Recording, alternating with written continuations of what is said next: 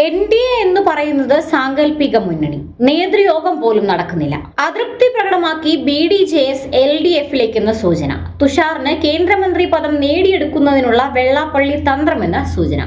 NDAയിലെ ഘടകകക്ഷിയായ BDJS കടുത്ത അതൃപ്തിയിലാണെന്ന് സൂചനകൾ പുറത്തുവരുന്നു.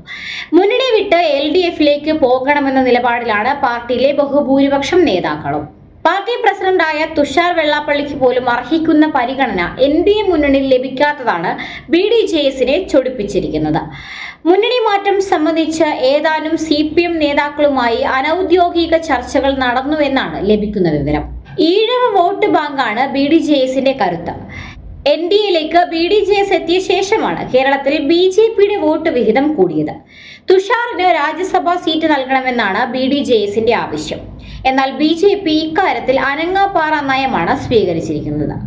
ഇതിലുള്ള അതൃപ്തിയാണ് മുന്നണി മാറ്റത്തിലേക്കുള്ള ആലോചനകൾക്ക് കാരണമായത് എന്നാണ് ലഭിക്കുന്ന സൂചന.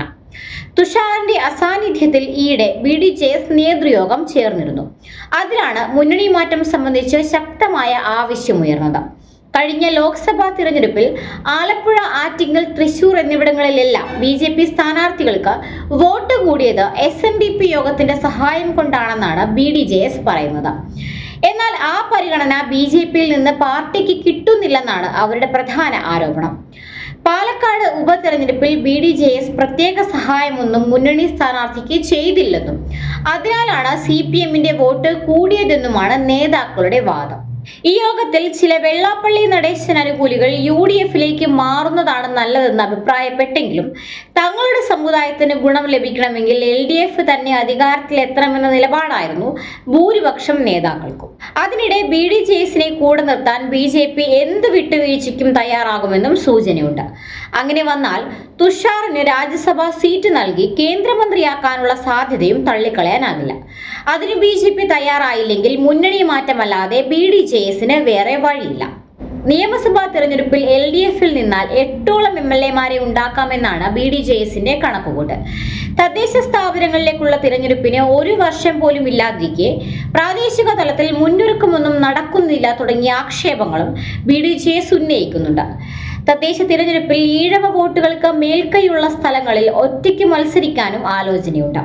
മറ്റു പാർട്ടികളിൽ നിന്ന് BDJSലേക്ക് എത്തുന്നവർ ക്രമേണ BJPക്കാരായി മാറുന്നത് കൊണ്ടാണ് പാർട്ടിക്ക് വളർച്ചയില്ലാത്തതെന്നും NDAയിൽ നിൽക്കുന്നത് കൊണ്ടാണെന്നുമാണ് പാർട്ടിയിൽ അഭിപ്രായമുയർന്നത്.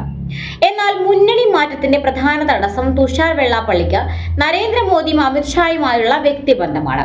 അതിനാൽ മുന്നണി മാറ്റത്തെ തുഷാർ അംഗീകരിക്കാൻ തയ്യാറാകുമോ എന്ന കാര്യത്തിലാണ് ആശങ്ക നിലനിൽക്കുന്നത്. വെള്ളാപ്പള്ളിയുടെ നിലപാട് എത്രത്തോളം BDJSനെ സ്വാധീനിക്കുമെന്നതാണ് മുന്നണി മാറ്റത്തിൽ നിർണായകമാവുക.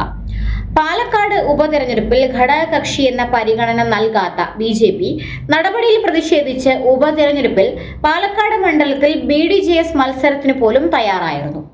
NDAയിൽ ജനാധിപത്യമില്ലെന്നും മുന്നണി യോഗങ്ങളിൽ പോലും പങ്കെടുപ്പിക്കാറില്ലെന്നും BDJS സ്ഥാനാർത്ഥി മത്സരിക്കാൻ ഒരുങ്ങുന്ന ജില്ലാ കമ്മിറ്റി അംഗം S സതീഷ് അന്ന് ആരോപിച്ചിരുന്നു.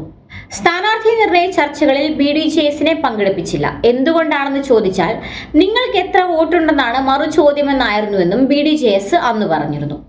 തങ്ങൾ വഴങ്ങിയാൽ താലത്തിൽ കൊണ്ടുപോകാൻ LDFും UDFും വരുമെന്ന് തുഷാർ വെള്ളാപ്പള്ളി നേരത്തെ പ്രതികരിച്ചിട്ടുള്ളതാണ്. ഹിന്ദുത്വം കൊണ്ട് മാത്രം കേരളം ഭരിക്കാനാകില്ലെന്നും ന്യൂനപക്ഷ പിന്തുണ ആവശ്യമാണെന്നും പറഞ്ഞിരുന്നു. 2023 പാർട്ടി പഠന ശിബിരത്തിലായിരുന്നു ഈ അഭിപ്രായ പ്രകടനം നടത്തിയത്. 7 വർഷം മുൻപ് രൂപം കൊണ്ടതാണ് BDJS. ജില്ലാ കമ്മിറ്റികൾ പോലും അന്ന് ഉണ്ടായിരുന്നില്ല. അടുത്ത നിയമസഭാ തിരഞ്ഞെടുപ്പിൽ തന്നെ പാർട്ടിയുടെ കരുത്ത് കേരളം കണ്ടു. NDA സ്ഥാനാർത്ഥികളുടെ വോട്ടുകൾ 2000-ൽ നിന്നും 20,000, 30,000 വരെ എത്തി. ഇന്ന് കേരളത്തിൽ ആര് ജയിക്കണമെന്ന് തീരുമാനിക്കാൻ പാർട്ടിക്ക് സാധിക്കും. ഓട്ടോറിക്ഷയിൽ കൊള്ളാൻ പോലും ആളില്ലാത്ത പാർട്ടിയുടെ നേതാക്കൾ കേരളത്തിലെ അധികാര കസേരകളിൽ ഇരിക്കുമ്പോഴാണ് സംസ്ഥാനം മുഴുവൻ സംഘടനാ സംവിധാനമുള്ള BDJS തഴയപ്പെടുന്നത് എന്നാണ് നേതൃത്വത്തിന്റെ വിലയിരുത്തൽ. BDJS കടലാസ സംഘടനയായി മാറിയെന്ന് BJP സംസ്ഥാന വക്താവും തൃശൂരിലെ സഹപ്രഭാരിയുമായ B രാധാകൃഷ്ണ മേനോൻ ലോക്സഭാ ഇലക്ഷന് ശേഷം പറഞ്ഞിരുന്നു. ഇതെല്ലാം NDA മുന്നണിയിൽ BDJSന്റെ വിലപേശൽ ശക്തി കുറയ്ക്കുന്നതിന്റെ ഭാഗമായുള്ള നീക്കങ്ങളായാണ് BDJS നേതൃത്വം വിലയിരുത്തുന്നത്. അതുകൊണ്ട് LDFിൽ കയറിപ്പറ്റി തങ്ങളുടെ ഭാവി സുരക്ഷിതമാക്കാമെന്ന പ്രതീക്ഷയിലാണ് BDJS നേതൃത്വം.